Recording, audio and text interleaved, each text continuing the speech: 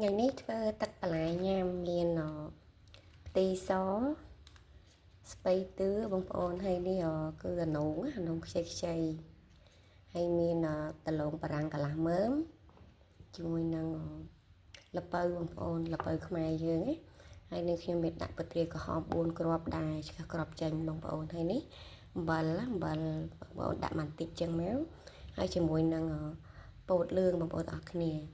ចឹងយើងយកមកធ្វើទឹកបន្លែញ៉ាំណាហើយចំពោះបន្លែបងប្អូនដាក់តាមចំណូលចិត្តចង់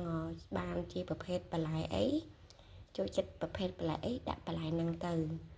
ចឹងចំពោះបងប្អូនដែលអត់មានម៉ាស៊ីនអូតូដូចនាងខ្ញុំបងប្អូនអាចយកទៅស្ងោរវាហើយចាំយកមកក្លុកចឹងណាតែនឹងខ្ញុំប្រើជាមួយនឹងម៉ាស៊ីនអូតូបងប្អូនគឺម៉ាស៊ីនមួយនេះគឺយើងដាក់ចូលហើយយើងចម្អិនវាក្លុកក្នុងពេលតែមួយតែម្ដង